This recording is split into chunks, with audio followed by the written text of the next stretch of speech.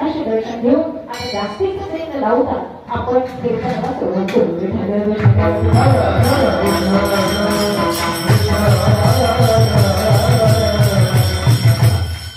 प्रस्तुत काम कीर्तनरूपी सेवेकरता केलेला अभंग जगद्गुरु जन्म मान्य नेहमी निवासी वैराग्याचे परिमूर्ती माझे जगद्गुरु तुकोबर यांचा 4 चरणाचा मागणी पण प्रकरणातला संतांचा महिमा व्यक्त करणारा आणि आज वर्षश्राद्धाच्या निमित्तानं महाराज प्रासंगिक रूपाने घेतलेला हा अभंग आहे.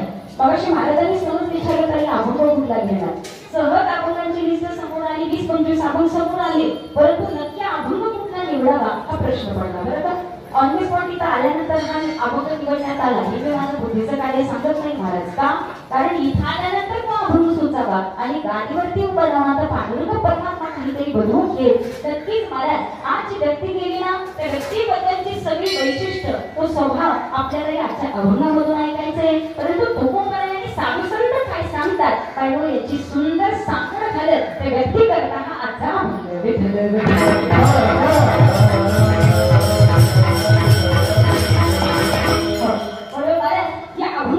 पार्श्वभूमी सांगत असताना जगद्गुरु तुकोबर सांगतात मला जीवन आम्ही जगतोय, जीवन कसं जगायचं हा प्रश्न प्रत्येकाला पडतो महाराज. प्रश्न पडणारी माणसं जीवन कसं जगावं याच्याकरता धडपड करत राहतात. नाही मी सुखी कसं होईल, सुखी होण्याकरता मला काय काय करावं लागेल हे प्रश्न ज्यावेळी डोक्यात येतात ना महाराज त्यावेळी माणूस किमान कार्याला तरी लागतो. हे कोणाचं होतं की ज्याला वाटतं आपलं जीवन सुखी असावं, जीवन कसं सुखी होईल हा प्रश्न ज्याला पडतो महाराज तो मनुष्य किमान कार्यरत व्हायला सुरुवात होतो. परंतु कोणाला सांगावं असं वाटतं ज्याला हा प्रश्नच पडत नाही की आयुष्य काय आहे, आयुष्यात कसं जगलं पाहिजे, आयुष्यात येऊन नक्की केलं काय पाहिजे हे प्रश्नच ज्याला पडत नाही मला त्यांच्याकरता हे आपलं कीर्तनच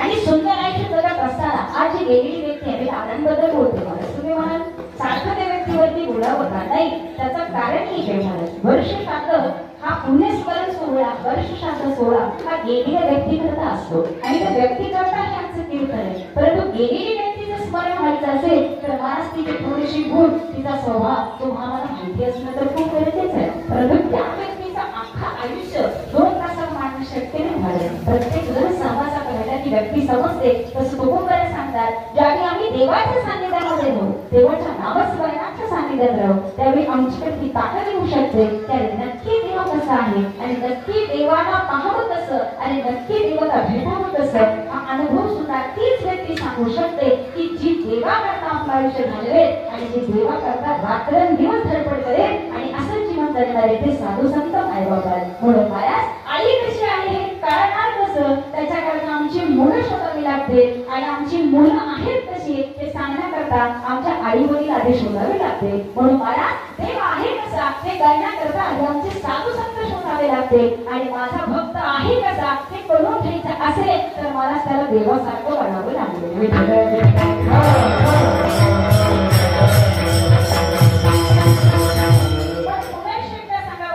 जाणारी व्यक्ती आहे कशी ही मला नुसती ऐकून सांगावी का तिच्या सानिध्यात राहून अनुभवल्यानंतर सांगावी आता हा प्रश्न जास्त तास आहे. म्हणून तुकोबर सांगतात आयुष्य जगायचंय, आयुष्यामध्ये सुंदर आनंद घेत आम्ही गेलो परंतु खरं सांगू का देवा मला तुझ्याकडे आता मागण्यासारखं काही राहिलंच नाही बाबा मला काही. परंतु तुम्ही काहीतरी मागा हा प्रश्न माझ्या पांडुरंग परमात्म्याच्या अंतरंगामध्ये निर्माण झाला. तुकोबर आहे एवढे दिवस तुम्ही सेवा करताय परंतु कधीही तुमच्या मुखात कधी मागणं आलं नाही हो. असं वाटतं की तुकोबर तुम्ही काहीतरी मागा. थोडं मायबाप तुकोबरांना हट्ट करून घेतलेलं मागलं ते आजच्या अभंगाचं मागणं आहे. देवा तुम्ही सांगताय ना काहीतरी मागा पण तुमच्या आग्रहाप्रमाणे अट्टहासतो यात काहीतरी तुम्हाला मागतो आणि ते मागणं म्हणजे मागणीच्या रूपात नाही महाराज ते एका दानाच्या रूपामध्ये. पण ते दान फक्त माझ्या एकट्याकरता आहे. जो कोणी भगवान पांडुरंग परमात्म्याच्या भेटीच्या वाटेमध्ये असेल ना तर प्रत्येक भक्ताकरता हे दान आहे. म्हणून तुकोबर सांगतात मला एकच दान पाहिजे हे जे दान देगा देवा तुझा विसर न भावा. देवा तुझा कधी विसर मला पडू नये एवढी एकच मागणं तुझ्या चरणाशी देवा. विसर जर पडला तर मी नाही जगू शकत देवा हे मी बोलत नाही तुकोबर बोलताय. म्हणून तुकोबर सांगावं मला दुसरं काही नको तुझ्या गुणांची आवड निर्माण व्हावी तुझ्या नामाची आवड निर्माण व्हावी आणि त्या नामाशिवाय मी राहूच नाही देवा. की तुकोबारांचं दुसरं मागणं तुकोबारे सांगतात नामाच्या संगतीत आलो परंतु नाम आवडणाऱ्या व्यक्तीच्या संगतीमध्ये मला देवा कायम राहता यावं अशी संतांची संगत मला मिळावी. ती तुकोबारांचं तिसरं मागणं आणि शेवटी तुकोबारे सांगतात हे जर सगळं पूर्ण मला जाणार असेल तर तेव्हा एकदाच काय 10 वेळा गर्भवास होण्याकरता मी तयार आहे. म्हणून देवा आता तुझ्याशिवाय मला कुणीच नको. हेच माझं पहिल्या चरणातलं पहिलं मागणं.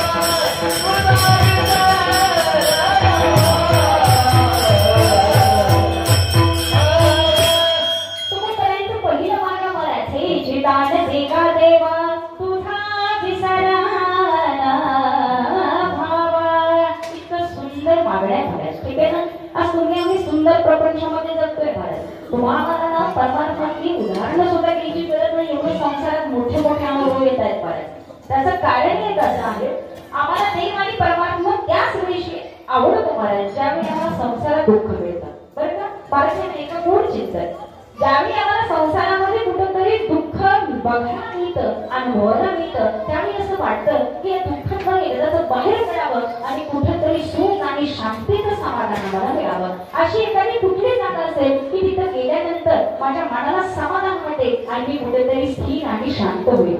प्रत्येक संसार करणाऱ्या मनुष्याच्या चित्तामध्ये हा विषय चालू असतो. कारण कितीही संसार केला कितीही सुखाचा संसार असला तरी मला कधी ना कधी आम्हाला दुःखाला सामोरं जावंच लागतं. अशा दुःखावेळी असं वाटतं की आमचं नक्की कोण आहे आम्ही कोणाचा आधार घ्यावा म्हणजे आम्हाला त्या सुखाची आणि शांतीची प्राप्ती होईल.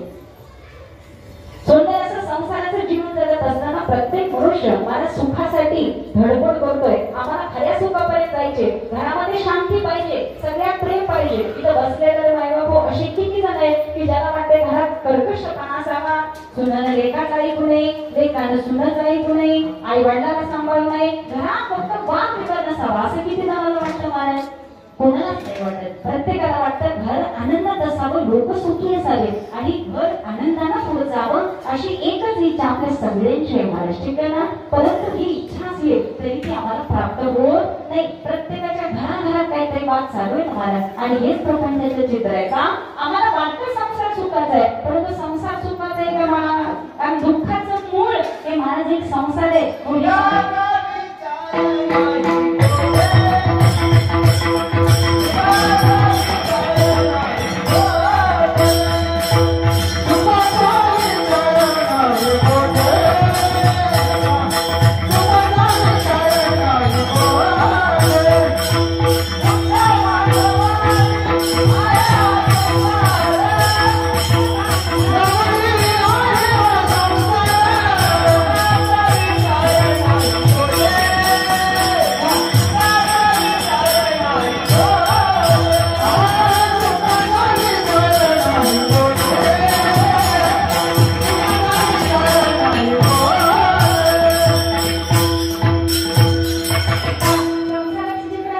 महाराज.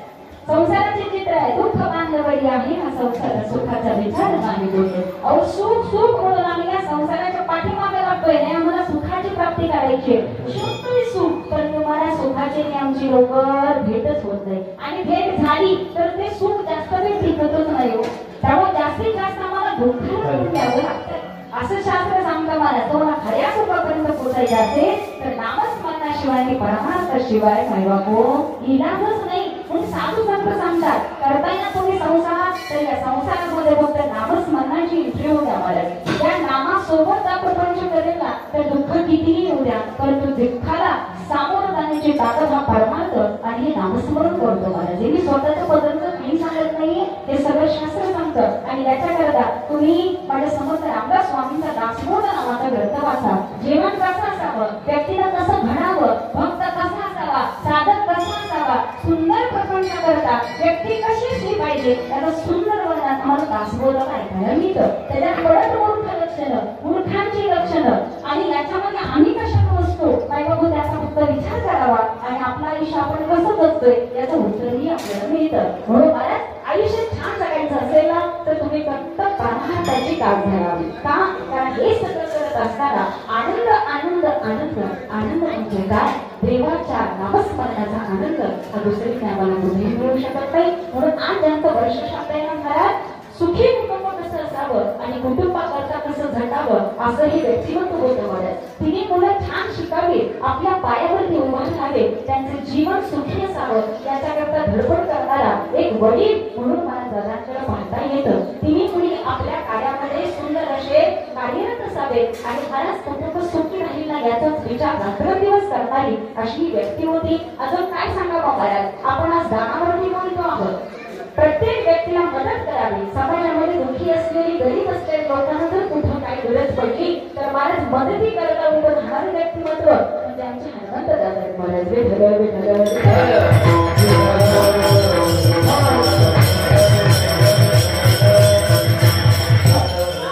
कारण त्यांच्या स्वभावामध्ये तो गुण बघायला मिळत होता. जगद्गुरु तुकोबारायांच्या आयुष्यामध्ये महाराज त्यांच्या चरित्रात पाहिलं ना की मला देखील स्वतःला आणि स्वतःच्या मुलांना एखादी गोष्ट नसली तरी चालेल, परंतु समाजामध्ये तुम्ही जर दुःखी कष्टी मिळाला, देवाच्या दरबडीचा कोणी मिळाला तर महाराज तुकोबारायांनी स्वतःचा असलेलं सुद्धा दुसऱ्याला दिलेलं आहे. हे सगळ्यांना त्यात ज्यावेळी महादुष्काळ पडला त्यावेळी असलेली स्वतःची सगळी प्रॉपर्टी सुद्धा दान स्वरूपामध्ये दिली. महाराज हे करता कोण? ज्याचं हृदय विशाल असावं, ज्याचं हृदय भगवंतमय झालेलं असावं, जो साधुमय झालेला असावा. महाराज हे धाडस तीच व्यक्ती करू शकते. म्हणून महाराज तुकोबारायांसारखं बंधनिक सोपं आहे. आम्ही किमान ऐकून करू शकतो की मला साधू संत काय असतात आणि हे सुंदर जीवन आम्ही ज्यावेळी जगतो ना त्यावेळी आम्हाला साधू संतांचा आनंद बघायला मिळतो. म्हणून ज्या सुखाकरता आम्ही धडपडतो ना ते सुख आम्हाला साधू संतांजवळ बघायला मिळतं आणि अशा साधू संतांचा संत आम्हाला मिळावा याच्याकरता माझे सर्व भगवंत आणि ईश्वर सुद्धा या साधू संतांची मागणी करतात. ज्या सुखा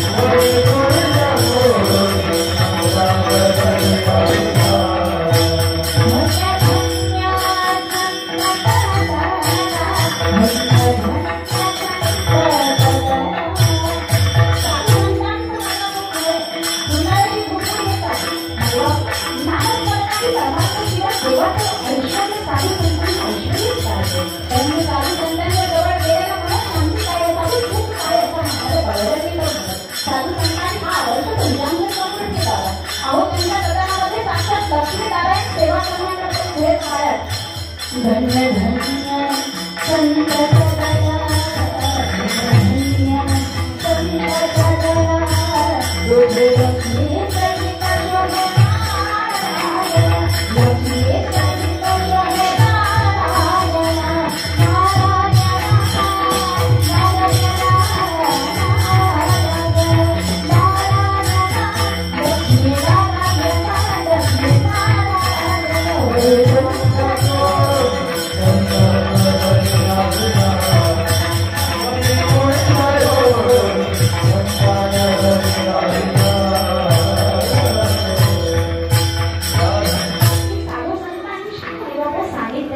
तत्वत ही एका साधकाला लागलेली असते, बालपण नाही का? म्हणून माझा स्वभाव हा नाही असावा, सर्वांचा विचार करणारा स्वभाव असावा. म्हणून महाराज तुकडोजी महाराजांची ग्रामगीता नावाचा ग्रंथ कधी अभ्यासाला हातामध्ये आला तर नक्की अभ्यासून काढा महाराज. सर्वसामान्य लोकांना जीवन कसं जगावं, समाजाकरता किती वावरावं आणि आयुष्याची सार्थकता करायची असेल तर मनुष्याला कसं जगावं त्याचा सुंदर उल्लेख म्हणजे तुकडोजी महाराजांनी ग्रामगीतेमध्ये केलेला आहे महाराज. ठीक आहे ना?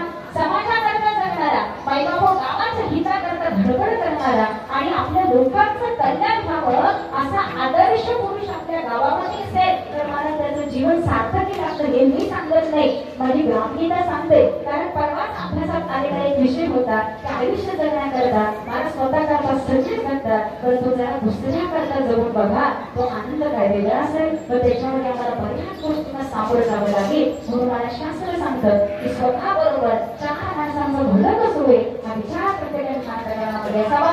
कारण असं व्यक्तिमत्व हे दादांच्या बाबतीत करणार असते. आता आम्ही पांढरवाडीमध्ये राहतो, त्यांची बरीच शेती ही पांढरवाडीला आहे, जवळजवळ सगळीच असावी असं मला वाटतं. परंतु त्यांच्या शेतामध्ये आमच्यातल्या बऱ्याच बायका कामा करत जातात. आता आपण गावाकडची आहे, जरी कीर्तनात असलं तरी हा मुद्दा मला मांडावासा वाटतो. ठीक आहे ना? मला एखाद्याला रोजगार मिळून सांगावा. आज दिवसाला 200-250 मला हजेरी त्यांच्या रानामध्ये एखाद्या स्त्रीला मिळते, मला त्या 200-250 वरती त्याचं कुटुंब चालू आहे मला. ठीक आहे ना? जीवन जगण्याकरता आम्हाला लाख रुपये आले पाहिजेत असं काही नाही मला. सुखी आणि समाधानी जीवन जगण्याकरता अगदी थोडक्या पैशात सुद्धा आम्ही आयुष्य छान जगू शकतो. हे त्याला कळतं ना महाराज? तो अगदी थोडक्या पैशात सुद्धा आनंदाने आणि समाधान राहील हे त्याला कळालं. त्याच्या आयुष्यामध्ये जास्त दुःखाचा प्रसंग येऊ शकत नाही. हे मी सांगत नाही, शास्त्र सांगतं. आणि अशा अनेक लोक महाराज त्यांच्या शेतामध्ये कामाला आहेत आणि त्यांना रोजगार मिळतोय. महाराज पांढरवाडीला कधीही पाण्याची कमतरता आली तर महाराज त्यांची विहीर जणू काय त्यांच्यासाठी कमी आणि या पांढरवाडीसाठी जास्त आहे असं मला हरकत नाही. कधीही महाराज पाणी सगळ्यासाठी मुबलकपणे त्यांची विहीर आमच्याच घराच्या पाठीमागे लहानपणापासून आम्ही बघतो. महाराज पाण्याचं काम किती श्रेष्ठ आहे हे तुम्हाला सगळ्यांना ज्ञात आहे का? कारण आता दारात असलेल्या शाळाचा हंडा सुद्धा दुसऱ्यांना दिला तरी सुद्धा भांडण होतात महाराज. ठीक आहे ना? मग आपलं पाणी दुसऱ्याच्या शेताला पिण्याकरता देणं हे सुद्धा महाराज मन मोठं असावं लागतं. आणि असं का? असं समाजाकरता महाराज कार्य असणारी व्यक्ती म्हणजे आमच्या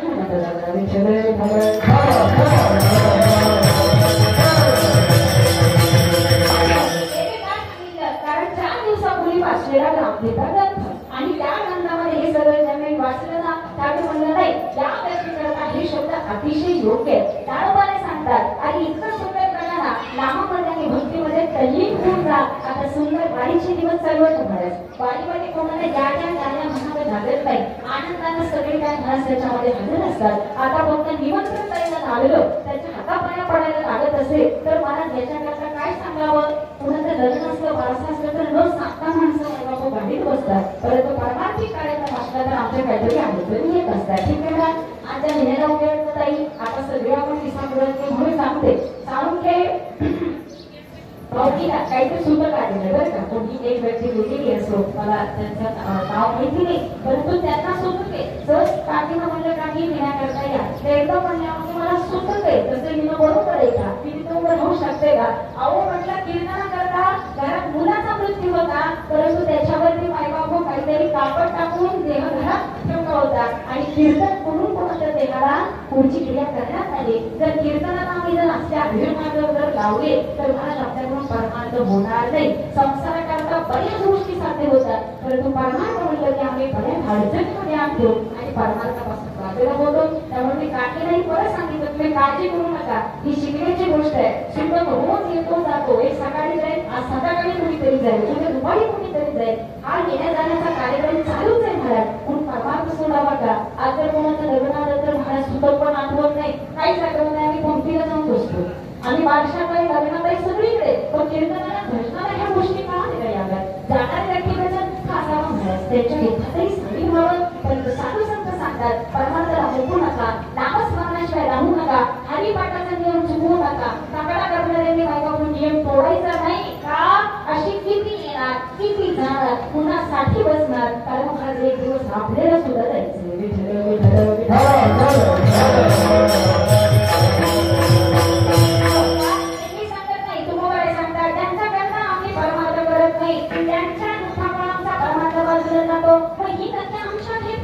जन हे सुखा Bye.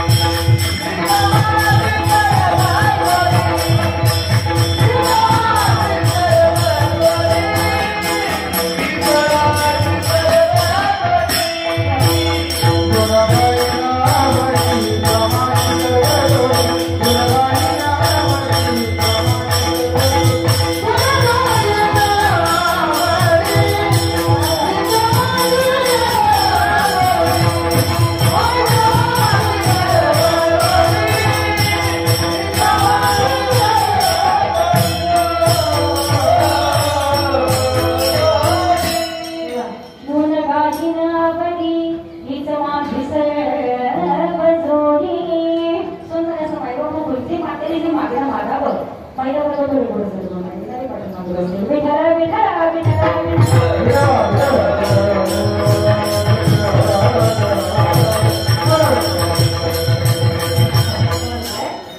घरामध्ये गोड संस्कार असलं गोड सौंदर्य घडलं जसं साधू संतांना वाटतं समाज सुखी व्हावा समाजाला परवानगी करावा समाजाला मायबापवर नाम करावं समाजाला संत करावे एवढीच एक जसं आपल्या गावाचं की आपलं गाव एकमेव गाव असेल बरं का महाराजांनी महाराष्ट्रामध्ये मिळत असेल बऱ्याच गावात माणूस जाण्याचा योग येतो परंतु आपल्या गावाचं एक वैशिष्ट्य आहे की आपल्या गावात एका जरी एका मंदिरात नमस्काराला आपण गेलो की आपल्या जवळ असलेल्या सगळ्या देवांची आपण एकदा दर्शनाला सुरुवात केली की शेवट करू शकतो कारण एका जागेवर आपले सगळे देव आहेत ठीक आहे ना प्रत्येक मंदिर इथे देवी मातेचं मंदिर असेल इथे विठ्ठल रुक्मिणी साधू संतांचं मंदिर आहे महाराजांचे शिव मंदिर आहे आपल्या इथं सगळे देव एकत्र बघायला मिळतात अहो जर आपल्या देवांमध्ये जर इतकी एकी असेल आपल्या गावाचं हे वैशिष्ट्य असेल तर महाराज आपल्या सगळ्यांमध्ये जर प्रेम राहिलं तर महाराज विसापूरचा हात कोणी धरेल का हो सगळ्या क्षेत्रात नाही मग आपलं गाव सुंदर ठीक आहे ना हे माझी तुझी मुलगी म्हणून ऐका किंवा मी या गावची कुठेतरी नागरिक आहे एक मुलगी म्हणून मला माझ्या गावाचा अभिमान मिळतो बरं का आणि आम्ही बाहेर गेलो की कायम हे बोलतो की आमच्या इथं तुम्ही कधीही या कारण मायबापू गावोगावी इकडे विठ्ठल मंदिर तिकडे मारुती मंदिर इकडे सगळं काय वेगवेगळं असतं त्यामुळे इथं आलं की तो आनंद मिळतो अजून काय सांगावं महाराज साधू संतांनी सांगावं अहो देवाच्या दर्शनाला गेला ना तर देव इतका मनात भरावा की एकदा का दर्शन घेतलं ते महाराज पुन्हा पुन्हा आम्हाला देवाकडे जाण्याची सुद्धा इच्छा प्राप्त होऊ नये इतकी भक्ती आपली वाढली पाहिजे आणि तुम्ही आम्ही भाग्यवान आपल्या गावाचं रक्षण करण्यासाठी आमची आई जन्म साक्षात गावामध्ये ठीक आहे ना महाराज आमचे मंडळी बाबा इथं वडिलांच्या रूपामध्ये आपली सगळ्यांचं संरक्षण करतात अहो आपली माय आणि बाप इथं गावात असताना आपल्याला कुणाचीच भीती नाही फक्त आपल्या आई वडिलांना न विसरता आणि जगभर नुसतं हिंडत राहिलो तर आई वडील सुद्धा नाराज होऊ शकतात जशी कुटुंबाची अवस्था आहे तशी देवाधिकाराची अवस्था आहे महाराज ठीक आहे ना म्हणून साधू संतांना त्यावेळी आनंद होतो त्यावेळी तुम्ही देवाच्या भक्तीमध्ये लागता देवाच्या भक्तीमध्ये लागता मग त्या आईचं एकच मागणं आहे बाबू एकच मागणं आहे जो बाबा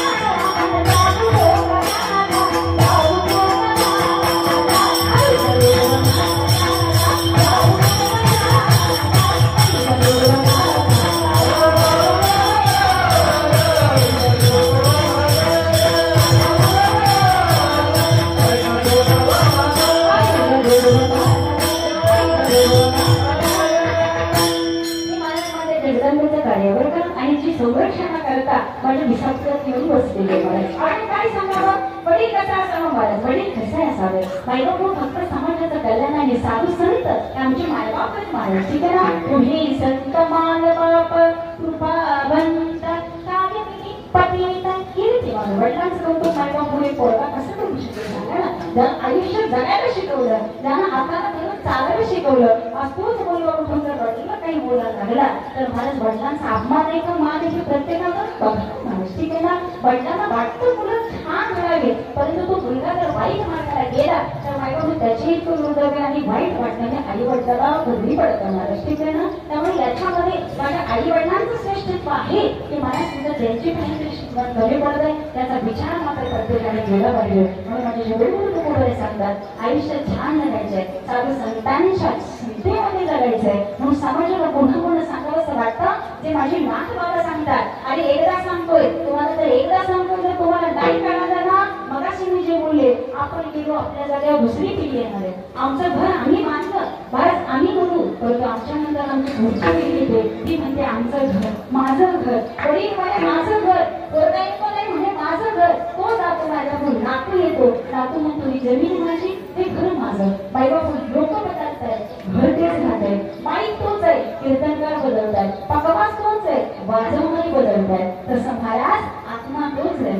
फक्त देह बदलतोय. आणि हे आम्हाला कळायला पाहिजे. म्हणून महाराज नाथ सांगतात हे जमीन आहे काढ